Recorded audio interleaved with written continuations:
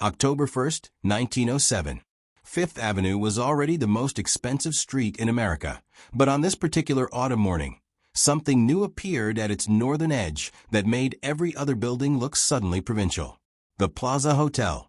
18 stories of white marble and brick. 800 rooms. A French chateau transported to Manhattan and inflated to grotesque American proportions. $15 million. That's over $500 million in today's currency, spent on a building designed for one purpose and one purpose only: to prove that America had finally arrived. Because in 1907, America was rich but not respected. The Gilded Age had minted more millionaires than any civilization in history. Railroad barons, steel magnates, banking dynasties, oil tycoons whose fortunes made European royalty look modest. But Europe still sneered.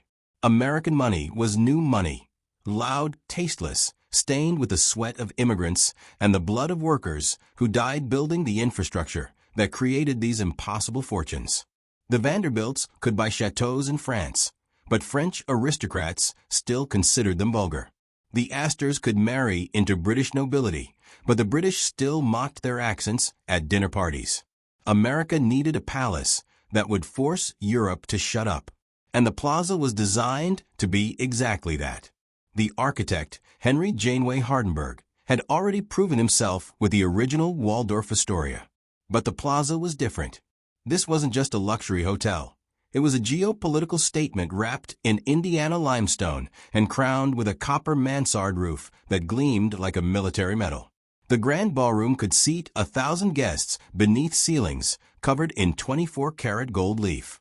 The palm court featured marble columns imported from Italy, stained glass from Austria, and enough crystal chandeliers to illuminate a small European capital. The oak room was paneled in German oak, so dark and ancient it looked like it had been stolen from a medieval monastery.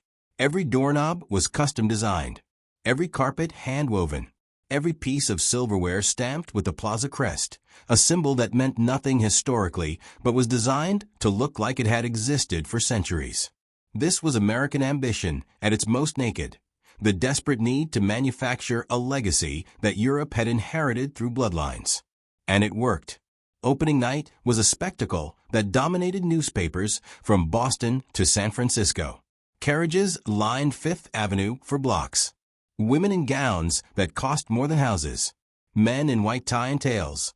Their fortunes built on railroads that had killed thousands of Chinese laborers, on steel mills that ground up immigrant workers like raw material, on banks that foreclosed on farms and destroyed families. But none of that mattered at the plaza. Here, under chandeliers that turned night into perpetual daylight, America's new aristocracy could pretend they were born into this. That wealth wasn't violent, that power didn't have a body count, that elegance could erase the brutal mathematics of how fortunes were actually made. The plaza's first guests included the Vanderbilts, the Goulds, the Whitneys, families whose names were synonymous with American capitalism at its most ruthless. They booked entire floors. They brought their own servants. They demanded modifications to suites that had been completed weeks earlier. Walls repainted, fixtures replaced, furniture imported from estates in Europe. Because staying at the plaza wasn't about comfort. It was about belonging to a class that didn't technically exist in America, but had finally found a headquarters. And the plaza understood its assignment perfectly. Within weeks, an unspoken hierarchy emerged. Certain floors were more prestigious than others. Certain suites came with privileges that were never advertised: private elevator access, unmarked entrances, staff who knew when to appear and when to vanish. The Oak Bar became the place where industrial titans negotiated mergers over cigars and bourbon. The Palm Court became the place where society matriarchs decided which families would be invited to which benefits, which debutantes were acceptable, which scandals could be quietly buried. And the rooms, those 800 rooms spread across 18 floors, became something far more complicated than accommodations. They became sanctuaries, confessionals, prisons. Because the plaza's greatest innovation wasn't architectural, it was psychological. The hotel perfected the art of discretion. Staff were trained not just to serve, but to forget. Bellhops who delivered luggage learned to unsee what was inside those trunks. Maids who turned down beds learned to ignore the evidence of affairs, the empty bottles, the pill cases, the bruises on skin that would be covered by silk and pearls by evening. Managers who handled complaints learned to resolve problems that were never officially reported. And the switchboard operators, the women who connected every call, who heard every whispered conversation, who knew which rooms were calling which other rooms at 3 in the morning, were bound by contracts that included clauses about confidentiality so strict that violating them could mean legal destruction. The Plaza became a place where America's elite could finally exhale, where railroad magnates having nervous breakdowns could hide from boards of directors, where politicians conducting affairs could meet their mistresses without risking newspaper scandals, where actresses fleeing bad marriages could disappear for weeks while their studios invented cover stories, where the children of dynasties, those tragic heirs born into wealth they didn't earn and expectations they couldn't meet, could unravel in private while their families maintained the public fiction of perfection. One early staff member, writing decades later in anonymous memoirs, described the Plaza as a beautiful machine designed to absorb American shame and transform it into elegance. Another called it the place where fortunes came to hide from their own violence. But perhaps the most disturbing observation came from a night manager who worked the overnight shift during the Plaza's first decade. We had rooms that guests asked about once and never again, suites that were booked but rarely occupied, floors where the light stayed on but you never heard voices. I learned quickly not to ask why. The Plaza didn't reward curiosity. It rewarded forgetting. Because even in 1907, before the wars, before the crashes, before the decades of ownership battles that would hollow out the building's soul, the Plaza had already become something it was never supposed to be. It was supposed to be a palace. Instead, it became a witness, a repository for secrets that were too expensive to be exposed. A stage where America's elite performed elegance while slowly suffocating under the weight of maintaining appearances they couldn't afford to drop. And the most terrifying part? It worked. For over a century, the Plaza has kept its secrets. Scandals that should have destroyed reputations were buried in its carpets. Deaths that should have made headlines were written off as natural causes. Breakdowns that should have sparked national conversations about wealth and mental health were handled quietly by doctors who arrived through service entrances and left through basements. The Plaza became America's most successful conspiracy, not because of what happened inside its walls, but because of how efficiently those walls learned to forget. And as we stand here today, over a century later, with tourists snapping selfies in the Palm Court and influencers posting pictures of afternoon tea, it's easy to look at the Plaza and see only beauty. The gold leaf still glows. The chandeliers still sparkle. The doormen still wear their uniforms with military precision. But if you know where to look, if you understand what questions to ask, you begin to realize that the Plaza's greatest luxury was never the marble or the crystal. It was silence. The kind of silence that costs more than any suite. The kind of silence that has been protecting some of America's most powerful families for generations. And the kind of silence that we're about to break. The Plaza opened with a promise.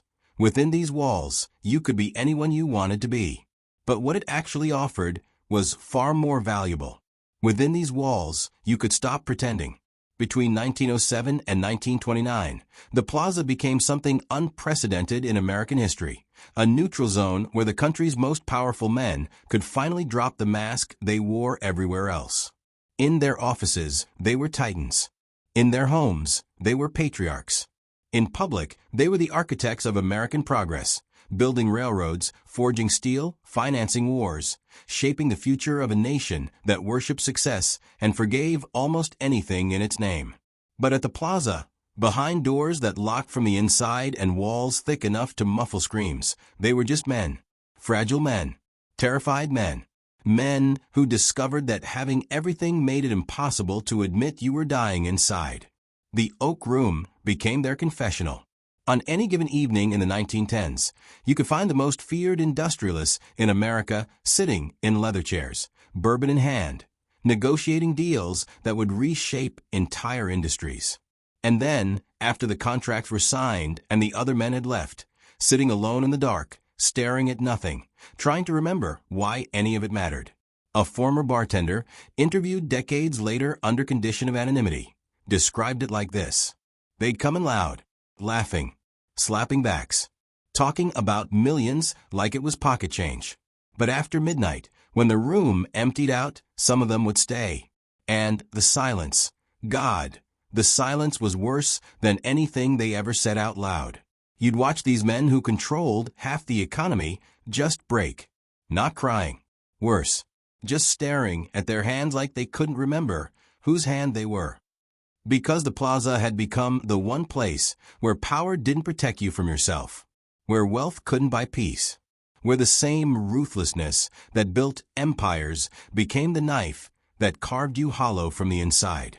The hotel's private suites, those rooms reserved for extended stays, sometimes weeks, sometimes months, became laboratories for a peculiarly American form of psychological collapse. Andrew Mellon, the banking magnate who would later become Treasury Secretary, kept a suite at the plaza throughout the 1910s. Staff reported that he rarely slept, that he paced the rooms at night, dictating letters that were never sent, holding conversations with people who weren't there, that he once asked a maid to remove all the mirrors from his suite because he couldn't stand to be watched. When she explained that mirrors don't watch people, he responded, "Then you've never looked at yourself with $800 million and realized you traded your entire life for numbers you'll never spend." The maid was given 2 weeks' salary and told never to repeat the conversation. She didn't, until 40 years later, when the plaza's lawyers could no longer touch her. Then there was the railroad baron who checked in under an assumed name and spent 6 weeks in a corner suite overlooking Central Park. His company was building the transcontinental line that would connect America coast to coast. 30,000 men working in conditions so brutal that death rates reached 20% on some sections of track. Chinese immigrants dynamiting through mountains for pennies a day. Irish laborers dying of exposure, disease, and accidents that were never investigated because there were always more workers desperate enough to take their place. The Baron knew the numbers. He signed off on them. And at the plaza, in a suite that cost more per night than his workers earned in a year, he stopped eating. Staff brought meals that were returned untouched. Doctors were summoned and dismissed. His wife arrived from their estate in Connecticut and was told through the door that he would see her when the calculation balanced. It never did. On the 43rd day of his stay, hotel management used a master key to enter the suite. They found him sitting in a chair by the window, dressed in a perfectly pressed suit, staring at Central Park. He'd been dead for approximately 6 hours. The official cause of death, heart failure. The unofficial truth, whispered among staff. He'd simply stopped willing himself to continue. No note, no explanation. Just a man who'd bet his entire soul on progress and discovered too late that progress doesn't care who it destroys, including the men who build it. The funeral was front-page news. Flags were lowered. Presidents sent condolences. His company finished the railroad. And the plaza added another clause to its staff confidentiality agreements. But it wasn't just industrial titans who came to the plaza to unravel. It was their wives. The women who married empires and discovered that being Mrs. Somebody meant becoming nobody at all. The plaza's long-term residential suites, rooms occupied not for nights, but for years, became gilded cages for society women who couldn't admit they were trapped. They had everything: wealth, status, invitations to every benefit, profiles in every society column. What they didn't have was permission to be unhappy about it. So they came to the plaza, and they stayed. One woman, married to a steel magnate whose name still appears on university buildings, lived in a plaza suite for 7 years, while her husband remained at their Fifth Avenue mansion 6 blocks away. They were never officially separated. They attended public events together, but she refused to sleep under the same roof as him, and he was wealthy enough, embarrassed enough, to simply pay for 2 households and pretend it was normal. Staff described her as a ghost. She took meals in her room. She walked the hallways at odd hours. She befriended maids and bellhops, asking them questions about their lives, their families, what it was like to work for survival, instead of drowning in surplus. One housekeeper remembered her saying, "You have something I'll never have. When you go home, you're finished pretending." Another remembered the pills. So many pills. For sleep, for nerves, for energy, for pain that wasn't physical but had no other name. Delivered by doctors who came through service entrances and left prescriptions that were never questioned because the patients were wealthy enough to afford their own quiet destruction. The woman died in her Plaza suite in 1923. The official cause: complications from pneumonia. The unofficial truth: her body had simply surrendered to decades of being decorative, obedient, and slowly erased. Her husband remarried within a year. The new wife also kept a suite at the Plaza. But perhaps the darkest pattern that emerged during these early decades was the way the Plaza became a finishing school for American aristocracy's most damaged children. The heirs, born into fortunes they didn't build, raised by nannies while parents managed empires, sent to boarding schools designed to teach them how to maintain wealth, not how to live with it. And when they inevitably cracked under pressure that no human being should have to carry, the Plaza became their holding cell. Rich boys in their 20s, alcoholics before they could legally drink, checking into suites their fathers paid for while they recovered from scandals that newspapers were paid not to print. Rich girls who refused arranged marriages or who embarrassed their families by falling in love with the wrong class of people, exiled to Plaza suites until they agreed to comply or disappeared entirely from society pages. The hotel maintained a quiet relationship with several private sanitariums. When guests became too unstable, too visible, too likely to cause a scene, doctors would arrive. Sedatives would be administered, and the guest would be transported, unconscious, to facilities where wealthy families sent their disappointments to be medicated into submission.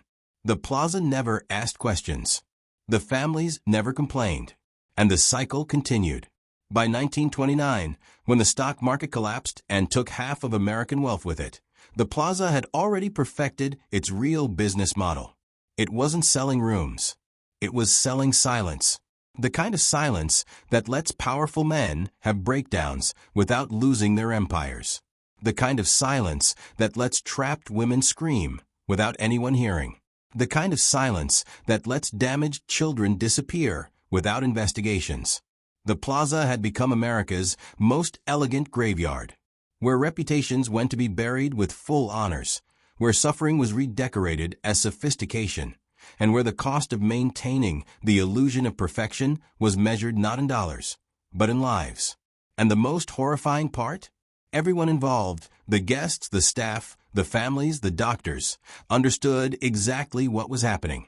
They just agreed, collectively and silently, that some secrets were more valuable than truth, that some illusions were more important than reality, that the Plaza's greatest service wasn't luxury.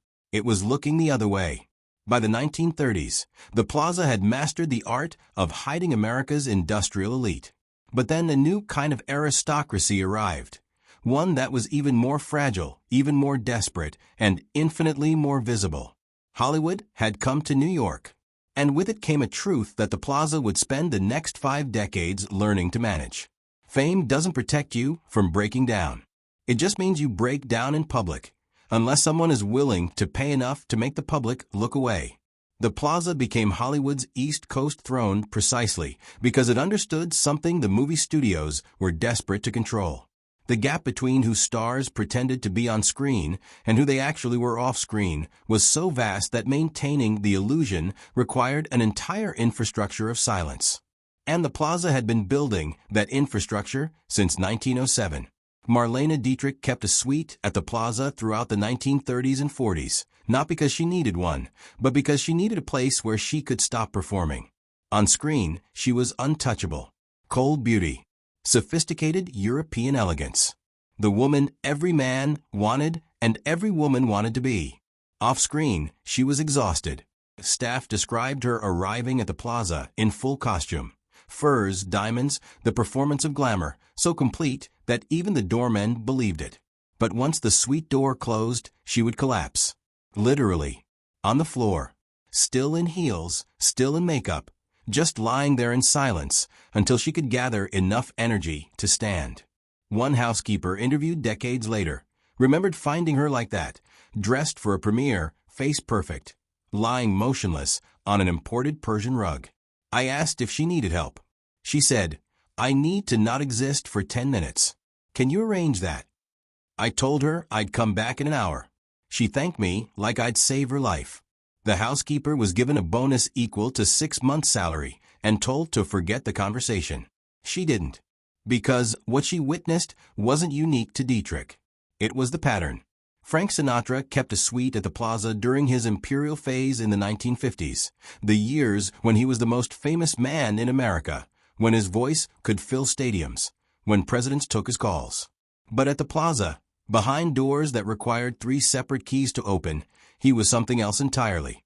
Staff reported screaming matches with invisible opponents. Furniture overturned in fits of rage that seemed to have no external cause.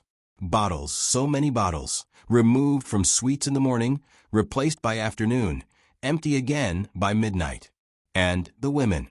An endless rotation of women who arrived through service elevators, were escorted to specific suites, and left hours later looking damaged in ways that had nothing to do with physical violence. One woman, who would later become a television actress of minor fame, described her experience to a close friend. "He didn't touch me. That was the strangest part. He just talked, 4 hours, about how much he hated everyone who loved him, about how fame was a cage made of applause, about how he couldn't remember the last time someone looked at him and saw Frank instead of Sinatra. And then he paid me $5,000 and asked me to never mention we'd met. I took the money, but I understood why he needed to pay for silence instead of connection. Connection required being real, and being real meant admitting he was drowning." The friend she told was another actress, who told another, who told a columnist, who was paid by Sinatra's lawyers to kill the story before it ever reached print. The Plaza's role in this ecosystem was crucial. It wasn't just providing rooms, it was providing plausible deniability. Affairs could happen because the Plaza staff were trained to unsee them. Breakdowns could occur because the Plaza's soundproofing was designed to absorb them. Addictions could spiral because the Plaza's management understood that some guests were more valuable damaged than sober, as long as the damage stayed private. And when things went too far, when the screaming got too loud, when the pills resulted in ambulances, when the police started asking questions, the Plaza had procedures, service exits, private doctors, lawyers who arrived before the press, staff who were suddenly unavailable for comment, and families who were given one simple choice: cooperate with the cover-up or watch the scandal destroy careers worth millions.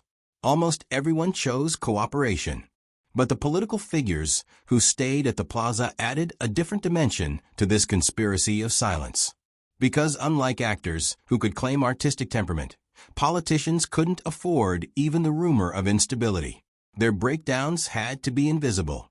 Richard Nixon stayed at the Plaza in 1960 during his first presidential campaign against Kennedy. Staff reported that he paced his suite for hours, talking to himself, rehearsing conversations he'd never have, fighting battles that existed only in his mind. One night manager remembered him appearing in the lobby at 3 in the morning, fully dressed, asking if the bar was still open. When told it had closed hours ago, Nixon said something the manager never forgot. "That's the problem with this country. Everything closes just when you need it most."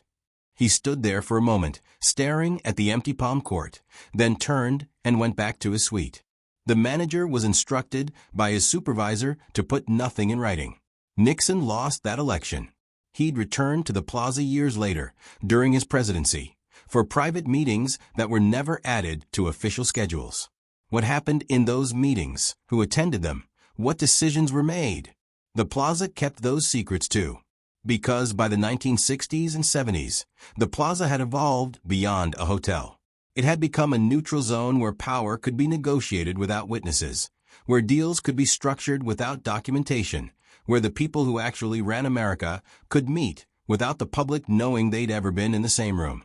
But fame and power weren't the only things that trapped guests at the Plaza.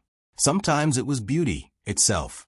The supermodels of the 1970s and 80s, women whose faces sold everything from perfume to politics, came to the Plaza to escape an impossible paradox. They were worshipped for how they looked, and destroyed by it. One of the most famous faces of the 1970s kept a permanent suite at the Plaza from 1974 to 1981. Her name appeared on magazine covers monthly. Her image sold millions in products. She was 22 when she checked in, 29 when she finally left. Staff described her as a prisoner of her own face. She rarely left the suite. Groceries were delivered. Clothes were brought to her. Photographers came to the room for shoots instead of her going to studios. She told one makeup artist in a moment of exhaustion between takes, "This face isn't mine anymore. It belongs to everyone who's ever looked at it. I'm just the person trapped behind it, pretending I consented to this." The makeup artist tried to discuss it with the photographer. The photographer said, "She's paid $250,000 to have that face. She doesn't get to complain about it." The model eventually left the Plaza in 1981. She moved to Europe, stopped modeling, changed her name, and spent the rest of her life, according to friends who stayed in touch, trying to age as quickly as possible, as if every wrinkle was a step toward finally becoming invisible enough to be free.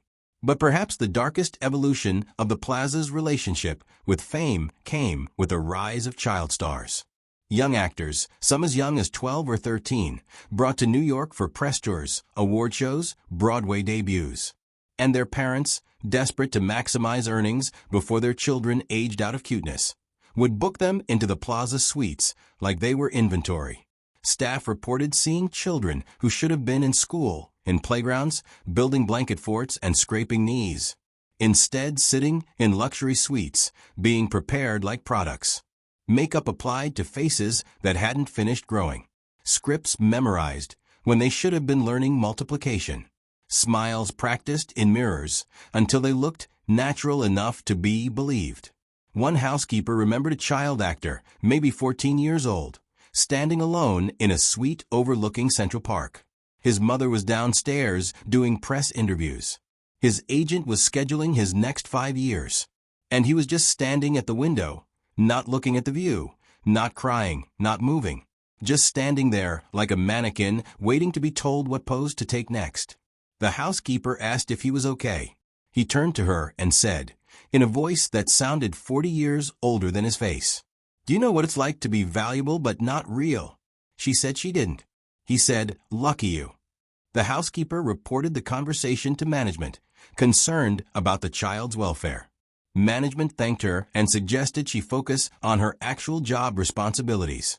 The child went on to have a successful career, and then, in his 30s, disappeared from public life entirely. Decades later, in a rare interview, he described his years as a child star as living in a beautiful prison where everyone told me I was lucky to be imprisoned. When asked if any specific moment made him realize he needed to escape, he mentioned the Plaza. Not any particular incident, just the feeling of standing in those suites, surrounded by luxury, watched by strangers, performing constantly, and understanding that this was what success looked like, and that he'd rather be nobody than continue being this kind of somebody. By the 1980s, the Plaza had absorbed decades of secrets from Hollywood, politics, and fame itself. It had witnessed what happened when beauty became currency, when talent became commodity, when human beings were treated as assets to be maximized until they broke. And through it all, the Plaza maintained its perfect record. Whatever happened inside those walls stayed inside those walls. The smiles remained in place. The photographs remained glamorous. And the truth remained locked behind doors that required 3 keys. One held by the guest, one held by management, and one held by the conspiracy of silence that everyone involved agreed was more valuable than honesty. Because the Plaza had learned the most profitable lesson in American luxury. People don't pay for truth. They pay for the illusion that truth doesn't matter. For 75 years, the Plaza absorbed secrets, buried scandals, and maintained the elegant fiction that American power was refined rather than ruthless. But in 1988, something changed. The Plaza stopped being a cultural institution and became a financial instrument. Donald Trump purchased the Plaza Hotel for $407 million, the highest price ever paid for a single hotel property at that time. He called it the ultimate trophy. Wall Street called it over-leveraged. History would call it the beginning of the end. Because Trump didn't buy the Plaza to preserve it. He bought it to prove he could.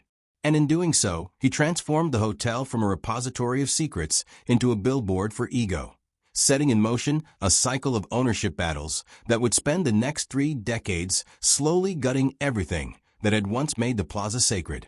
Trump's first act as owner was to plaster his name everywhere. Not literally. The Plaza's facade remained unchanged. But metaphorically, symbolically, the hotel stopped being about discretion and became about spectacle.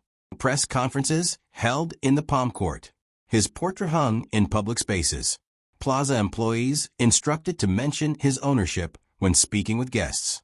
The silence that had protected generations of powerful people was replaced by something far more modern and far more dangerous: branding. Staff who had worked at the Plaza for decades described the shift as visceral.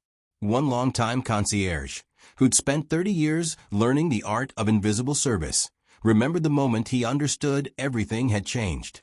A guest, old money, third-generation wealthy, the kind who'd been staying at the Plaza since childhood, asked me to arrange something discreet.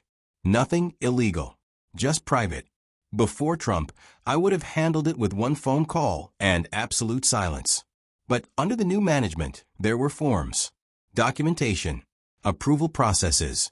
I had to explain to this guest that discretion now required compliance with corporate procedures. He looked at me like I'd told him his family church had been turned into a nightclub. He checked out that afternoon. Never came back.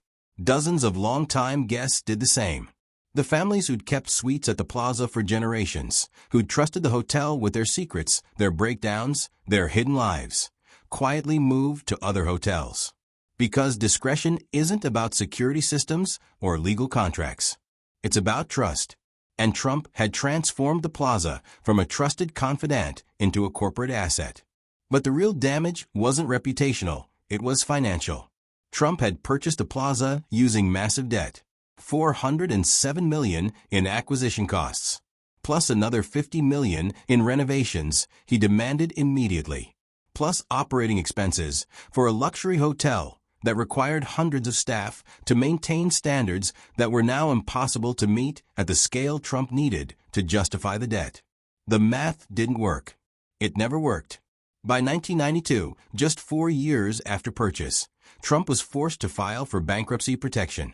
The Plaza was restructured, debt was renegotiated, and Trump's ownership stake was reduced to less than 50%. He would eventually lose control entirely. But the damage was done, because Trump had proven something that every subsequent owner would remember. The Plaza's value wasn't in what it earned. It was in what it symbolized. And symbols can be leveraged. Between 1995 and 2004, the Plaza changed hands 3 times. Each new owner purchased it for more than the previous one paid. Each promised to restore its former glory. Each loaded it with more debt. And each discovered the same cruel mathematics.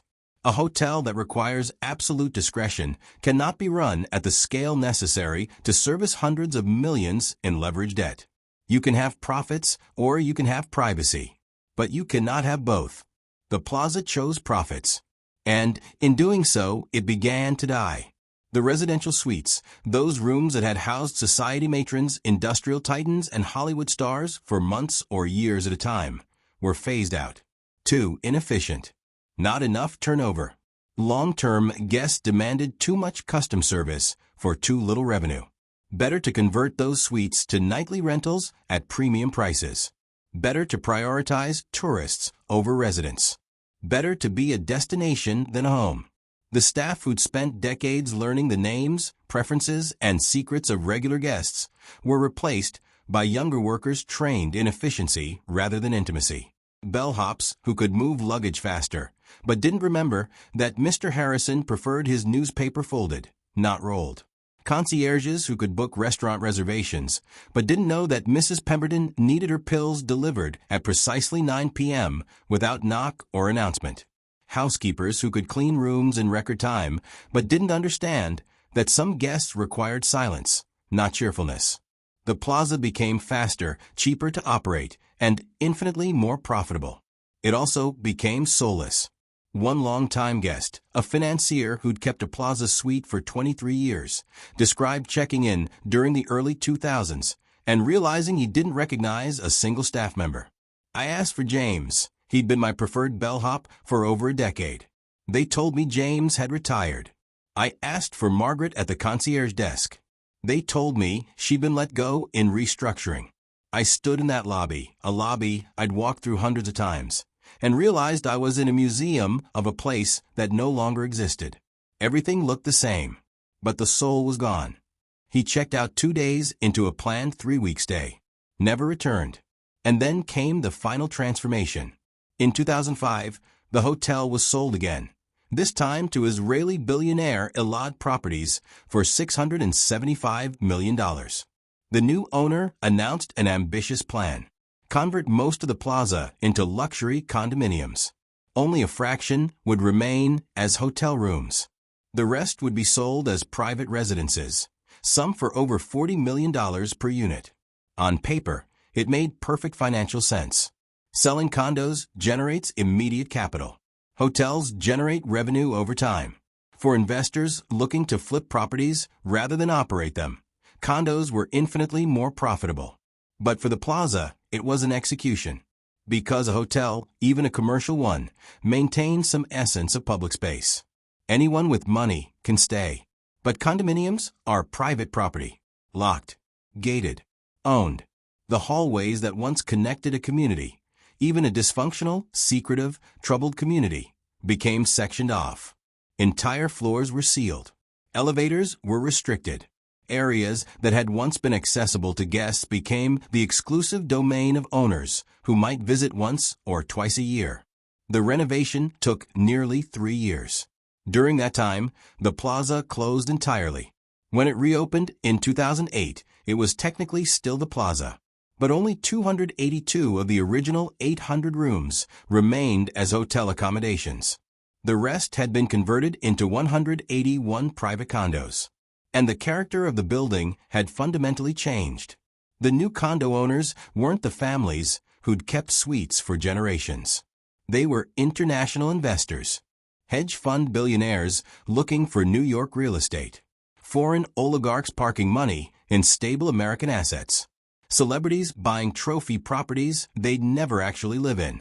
The plaza had become what it was always designed to resist: a commodity. Staff who survived the transition described the new plaza as a beautiful corpse. The gold leaf still gleamed. The chandeliers still sparkled. The doormen still wore their uniforms. But the essence, the thing that had made the plaza more than just an expensive building, was gone. One housekeeper, who'd worked the plaza since 1979 and survived every ownership change, finally quit in 2009. In her exit interview, she said something that management never included in official records, but that other staff members never forgot. The old plaza kept secrets because it had to. People trusted us with things they couldn't trust anyone else with. We weren't just employees, we were witnesses. We mattered. The new plaza doesn't keep secrets because it doesn't have any. The people who stay here now, the people who own these condos, they don't need the plaza to hide them. They have lawyers for that. Publicists. NDAs. The plaza used to be necessary. Now it's just expensive. And that's not the same thing. She was right. The plaza had survived depressions, wars, cultural revolutions, and 7 decades of absorbing America's darkest secrets. But it couldn't survive becoming irrelevant. By 2012, the condo conversion was complete. The plaza was profitable again, at least on paper. Investors made returns. Property values increased. Financial analysts called it a successful restructuring. But anyone who'd known the plaza before could see the truth. The building was still standing. But the institution was dead. Because the plaza was never really about marble floors or gold leaf ceilings or crystal chandeliers. It was about being the one place in America where power could be human, where wealth could be honest, where the people who controlled everything could finally admit they controlled nothing, not even themselves. And that place no longer existed. It had been converted into luxury condominiums. Leveraged, restructured, optimized for profit. The plaza had become exactly what it was built to oppose. A beautiful, empty monument to the triumph of money over meaning. And the saddest part? Most people never noticed. Because the facade remained perfect. The doormen still smiled. The chandeliers still glowed. And tourists still took photographs in the palm court, believing they were witnessing elegance. Not realizing they were photographing a grave. Walk into the Plaza Hotel today, and you'll see exactly what you expect to see. The marble gleams. The chandeliers cast their golden glow across the palm court. Doormen in their signature uniforms greet guests with military precision. Everything looks perfect. Everything feels curated. And if you're a tourist, if you're here for afternoon tea or a weekend splurge or to take photographs that will make your friends jealous, you'll leave satisfied. You'll leave believing you experienced luxury. But if you pay attention, if you look past the performance, if you notice the details that don't quite align, you'll start to feel something else. Something the management would prefer you didn't notice. The plaza isn't a hotel anymore. It's a haunted house. Not haunted by ghosts, but by memory. By the weight of everything it once was and can never be again. Current staff, the ones who've been there long enough to remember the before times, describe it in ways that never make it into promotional materials. They talk about floors that feel wrong, not dangerous, not frightening, just wrong. Hallways that used to hum with the energy of long-term residents, of people who lived there, who fought and loved and broke down behind those doors. Now silent except for the rolling of tourist luggage. Suites that once held the same guest for months or years, where staff knew every preference, every routine, every secret. Now occupied by different people every 3 nights, none of them leaving any impression at all. One long-time concierge who requested anonymity described it like this. There are rooms I used to know, not just their layout, I knew them. I knew that 512 was where the railroad widow lived for 9 years after her husband died. I knew that 628 was where the actor had his breakdown in 73. I knew that 701 was where the society matriarch hosted her private lunches every Thursday for 2 decades. Those rooms had histories. They had personalities. Now they're just rooms. Clean. Empty. Waiting for the next temporary occupant who'll never become part of the story. It's like watching someone you loved get dementia. They look the same, but the person you knew is gone.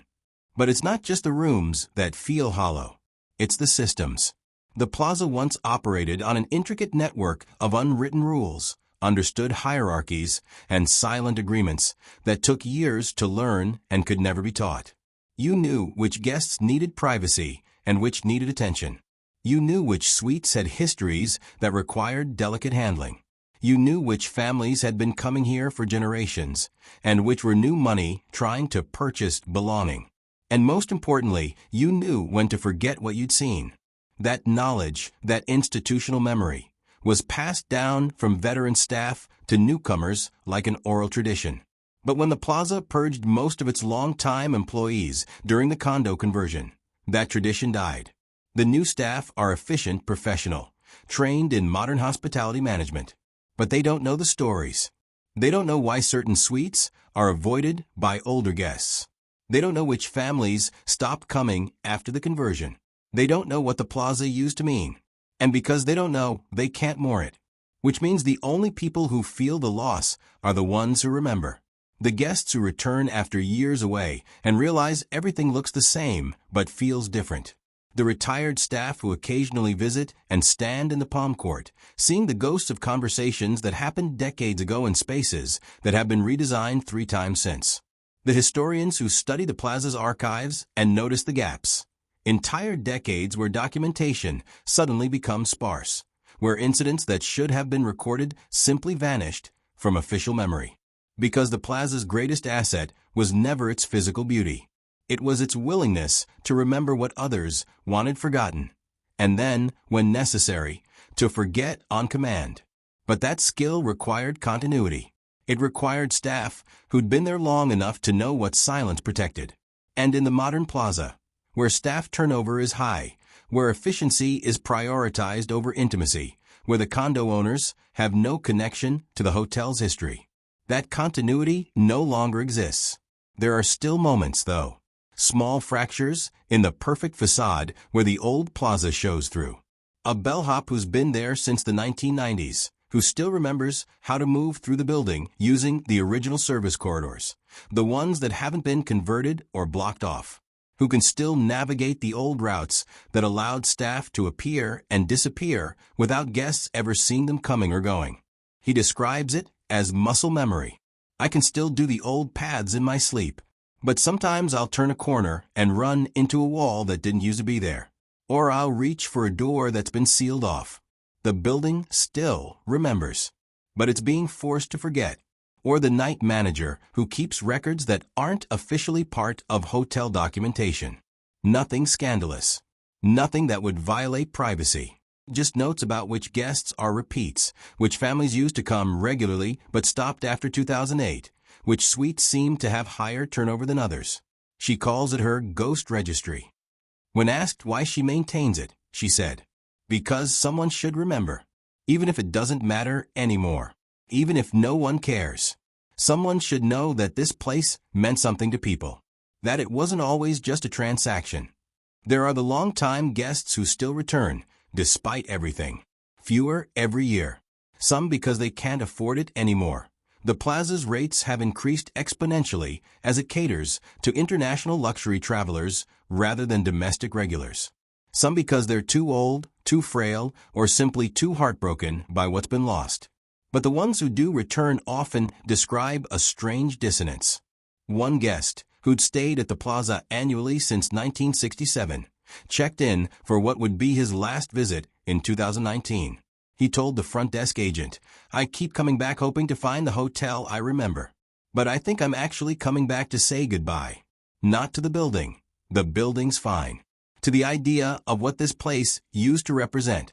The agent didn't understand what he meant, but she wrote it down anyway. And then there are the spaces that were never converted. Small corners of the plaza that somehow survived the renovations, the restructuring, the optimization.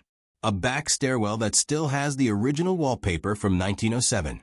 A storage room in the basement where old guest registers are kept, not digitized, not cataloged, just sitting in boxes because no one's decided what to do with them. A private elevator that technically still functions, but hasn't been used since the condo conversion because it only services floors that are now private residences. These spaces exist in a strange limbo, not abandoned. The plaza is too well maintained for that, but not active either, just present, like fossils embedded in a building that's still alive, but no longer growing.